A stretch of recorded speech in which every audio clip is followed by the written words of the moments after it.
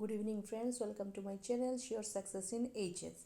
तो आज मैं बात करूंगी क्योंकि ऑलरेडी हम लोगों ने आंसर शीट के बारे में भी बात कर लिया कि आंसर शीट कैसे लिखना है, क्या करना है।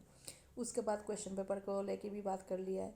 उसके बाद टाइम मैनेजमेंट को लेके भी बात कर लिया है कि टाइम मैनेजमेंट मतलब कैसा, कौन सा क्वेश्चन कौन सा टाइम पे आपको करना है। ये सब ऑलरेडी हम लोगों ने बात कर चुकी हूँ। तो आज हम क्या बात करेंगे? आज हम बात करेंगे कि क्वेश्चन जो है, क्वेश्चन का पैटर्न को लेके। क्वेश्चन पैटर्न को लेके मतलब सिर्फ मार्क्स नहीं, क्वेश्चन पैटर्न में सिर्फ मार्क्स नहीं आता है और भी कुछ बहुत सारा चीज़ आता है। तो उसको लेके हम बात करेंगे, क्वेश्चन पैटर्न को लेके बात करेंगे। तो क्वेश्चन पैटर्न को लेके बात करने में फर्स्ट मैं बात कर रही हूँ। सपोज आप देखिए कि 2024 का जो क्वेश्चन पेपर है उसको लेके मैं बात करूँगी, ठीक है। 2024 का क्वेश्चन पेपर को लेके मैं बात करूँगी। क्वेश्चन पेपर को लेके नहीं, पैटर्न को लेके, मतलब जो मार्क्स सिस्टम जो है अकॉर्डिंगली मार्क्स सिस्टम के हिसाब से कैसे क्या करना है। तो आप लोगों को ऑलरेडी पता ही है कि 1 मार्क का क्वेश्चन जो है वो 12 क्वेश्चन आता है और 12 क्वेश्चन का 12 मार्क रहता है। तो ये जो 1 मार्क का क्वेश्चन है वो 90 एबव लाने के लिए बहुत ही ज़्यादा इम्पोर्टेंट है। ऐसा नहीं कि सिर्फ 1 मार्क इम्पोर्टेंट है, सभी मार्क्स इम्पोर्टेंट है, पर 12 मार्क्स आपको 20 मिनट्स पे आ जाएगा। तो इसीलिए जो है ये 1 मार्क का जो है वो बहुत ही इम्पोर्टेंट है। अभी 1 मार्क का क्वेश्चन पेपर कैसे करना है देखिए। अगर 2024 में आप पकड़े तो 2024 का फर्स्ट जो क्वेश्चन था कि logic is a normative science. Logic is a normative science, ये क्वेश्चन जो है, ये क्वेश्चन उन लोगों ने देख के बोला था कि इज़ द स्टेटमेंट ट्रू। आप पकड़ लीजिए कि इज़ इट ट्रू बोल के, ये क्वेश्चन पकड़ लीजिए कि इज़ इट ट्रू बोल के, ठीक है। कि इज़ द स्टेटमेंट ट्रू और इज़ इट ट्रू का सिर्फ एक ही मतलब होता है, ठीक है। तो आप अगर सिर्फ अगर लिख देंगे कि yes yes it is true, तो आपको कभी भी फुल मार्क्स नहीं आएगा। कभी भी आपको फुल मार्क्स जो है वो नहीं आएगा, मतलब 1 आउट ऑफ 1 आपको नहीं मिलेगा, आपको हाफ मिलेगा, मतलब 0.5 मिलेगा आउट ऑफ 1, ठीक है। आप अगर, मैंने क्वेश्चन क्या बोला था कि logic is the normative science, is the statement true. अगर इस क्वेश्चन का आप अगर आंसर ये लिख रहे हैं कि येस इट इज़ ट्रू बोल के अगर लिख रहे हैं तो डेफिनेटली आपको फुल मार्क्स नहीं मिलेगा, मतलब 1 नहीं मिलेगा, आपको मिलेगा हाफ, ठीक है। तो आपको कैसे लिखना है, तो आया आपके दिमाग में ये क्वेश्चन भाई, तो मुझे कैसे लिखना है 1 मार्क्स पाने के लिए, है कि नहीं। आपको लिखना पड़ेगा yes it is true that logic is a normative science. समझे? आपको फुल लाइन लिखना पड़ेगा, आपको फुल लाइन लिखना पड़ेगा कि yes it is true that logic is a normative science. आपको सिर्फ येस इट इज़ ट्रू नहीं लिखना है, आपको फुल सेंटेंस लिखना है कि yes it is true that logic is a normative science. तब जाके आपको 1 मार्क्स मिलेगा, तब जाके आपको फुल मार्क्स मिलेगा। नहीं तो आपको अगर येस इट इज़ ट्रू बोल के लिखेंगे तो हाफ मार्क्स आएगा। अगर आपने 1 मार्क्स के लिए अगर आपने फुल सेंटेंस लिखा, मतलब yes it is true that logic is a normative science, अगर आपने ऐसा लिखा तो आपको 1 मार्क्स मिलेगा।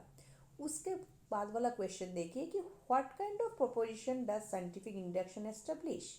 What kind of proposition does scientific induction establish. अगर आप ये क्वेश्चन को पकड़ेंगे तो अगर आप सिर्फ लिख दिए कि जनरल रियल, आपको पता ही है कि साइंटिफिक इंडक्शन जो है वो क्या क्वेश्चन, मतलब क्या प्रोपोजिशन एस्टेब्लिश करता है, तो जनरल रियल प्रोपोजिशन एस्टेब्लिश करता है। तो अगर आप सिर्फ जनरल रियल प्रोपोजिशन अगर लिख देंगे कि जनरल रियल प्रोपोजिशन, तो आपको अगेन आपको हाफ मार्क्स आएगा। तो इसलिए आपको लिखना पड़ेगा scientific induction establish general real proposition, ये आपको लिखना पड़ेगा कि scientific induction establishes general real proposition, ऐसा फुल मार्क्स आपको लिखना पड़ेगा। उसके बाद जैसे आया next question, what is the ground of unscientific induction. आप लोगों को ऑलरेडी पता है कि ग्राउंड ऑफ इंडक्शन क्या है कि ऑब्जर्वेशन ऑफ फैक्ट्स और reliance on the law of uniformity of nature and the law of causation. पर इसको आपको लिखना होगा कि the ground of induction is, ये बोल के आपको लिखना पड़ेगा। The ground of induction is बोल के आपको लिखना पड़ेगा। उसके बाद आपको लिखना पड़ेगा कि observation of facts on reliance on the law of uniformity of nature and the law of causation. उसके बाद जैसे क्वेश्चन है 2024 में आया है कि who is the propounder of scientific realism. अगर आप सिर्फ जॉन लॉक बोल के लिख देंगे तो नहीं होगा, नहीं होगा। वो आपको लिखना पड़ेगा the propounder of scientific realism was John Locke. आपको फुल सेंटेंस आपको लिखना पड़ेगा कि the propounder of scientific realism is was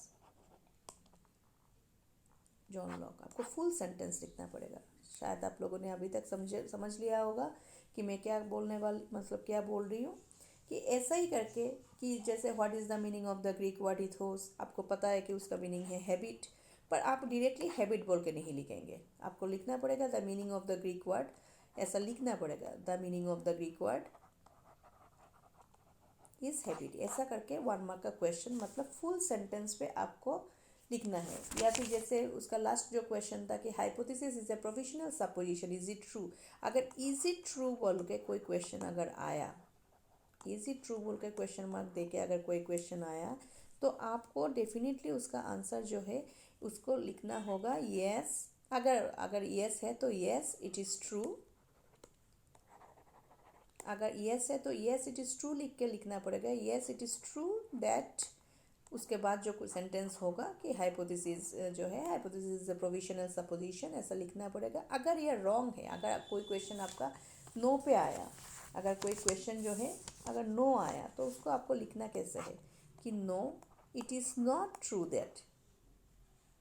आपको it is not true that या फिर इट इज़ फॉल्स दैट, ऐसा लिख सकते हैं। मतलब नो बोल के डायरेक्टली आप नो इट इज़ नॉट ऐसा मत लिखिएगा। तो either no it is not true that या फिर no it is false that बोल के लिख के आपको फुल सेंटेंस जो है उसको कवर करना है। ठीक है। उसके बाद और एक क्वेश्चन है, कि how many instances are required for the method of difference. How many instances are required for the method of difference. आप लोगों को ऑलरेडी पता है कि मेथड ऑफ डिफरेंस के लिए ये मिल्स मेथड का क्वेश्चन है, और मेथड ऑफ डिफरेंस के लिए जो इंस्टेंसेस रिक्वायर्ड होते हैं, 2 इंस्टेंसेस जो है वो रिक्वायर्ड होते हैं। तो आपको जो लिखना पड़ेगा वो लिखना पड़ेगा कि 2 instances are required for the method of difference. यहाँ पर आपको पहले 2 बोल के लिखना पड़ेगा कि 2 इंस्टेंसेस आर रिक्वायर्ड। ये ऐसा आपको लिखना पड़ेगा कि 2 instances are required for scientific 2 instances are required for method of difference, ये आपको लिखना पड़ेगा। पर 2 ऐसा आपको नंबरिंग पे नहीं लिखना है, आपको जो है वो स्पेलिंग करके लिखना है, नंबरिंग पे 2 नहीं लिखना है। ठीक है। तो क्योंकि ये किसी टीचर के ऊपर डिपेंड करता है कि कभी कभार जो है नंबरिंग के ऊपर अगर न्यूमेरिकली अगर आप 2 लिखेंगे तो कोई टीचर को पसंद नहीं आता है, तो डायरेक्टली हाफ मार्क्स दे देते हैं। इसलिए हमको कोई चांस नहीं लेना है। हमको 1 मार्क जो है वो बहुत ही इंपॉर्टेंट मार्क्स है हम लोगों का 95 96 पाने के लिए। दैट्स वाई हम कोई मतलब कोई चांस नहीं लेंगे। इसलिए हम 2 अगर हुआ तो हमेशा 2 हम स्पेलिंग करके लिखेंगे, ना तो हम ऐसा न्यूमेरिकली हम नहीं लिखेंगे। ठीक है। तो अगर आप लोगों ने मेरा आज का वीडियो समझ लिया होगा कि मैंने क्या बोल रही थी, मतलब फुल जो 1 मार्क का जो मेरा क्वेश्चन है जो मैं आज डिस्कस किया 1 मार्क का क्वेश्चन को लेके, कि 1 मार्क का जो क्वेश्चन है वो कैसे आपको करना है। 1 मार्क का क्वेश्चन जो है उसको आपको फुल सेंटेंस पे लिखना है। फुल सेंटेंस पे अगर आप नहीं लिखेंगे तो उसमें से आपको फुल मार्क्स नहीं आएगा, मतलब 1 आउट ऑफ 1 नहीं मिलेगा, हाफ मिल जाएगा। इसलिए आपको अगर कोई क्वेश्चन येस बोल के लिखना है तो येस इट इज़ ट्रू लिखना पड़ेगा, और अगर नो है तो उसको नो इट इज़ फॉल्स बोल के लिखना पड़ेगा। और अगर लिखा हुआ कि हाउ मेनी इंस्टेंसेस ऐसा कुछ अगर आया तो लिखना पड़ेगा कि 2 instances are required for the method of difference. मतलब पहले नंबरिंग से नहीं, आपको स्पेल करके लिखना है 2। तो शायद अगर आप लोगों ने मेरा वीडियो का अगर गौर से देखा होगा तो आज समझ लिया होगा कि मैंने आज कौन सा टेक्निक आप लोगों को बोला है, कि मैंने क्वेश्चन पैटर्न का जो है वो आपका कौन सा टेक्निक्स के बारे में मैंने बात किया है, कि 1 मार्क का क्वेश्चन को लेके मैंने बात किया है, 1 मार्क का टेक्निक को लेके मैंने बात किया है। तो अगर मेरा ये वीडियो आप लोगों को इन्फॉर्मेटिव लगा तो मेरे चैनल को सब्सक्राइब कीजिएगा और मेरा वीडियोस को लाइक कीजिएगा, और मैं जो टेक्निक्स आप लोगों को बोलते जा रही हूँ वो टेक्निक्स आप फॉलो करते जाइए और ध्यान से मेरे वीडियोस को देखिए और मेरे चैनल को सब्सक्राइब कीजिए। ठीक है, तो आज का वीडियो इतना तक ही। Thank you.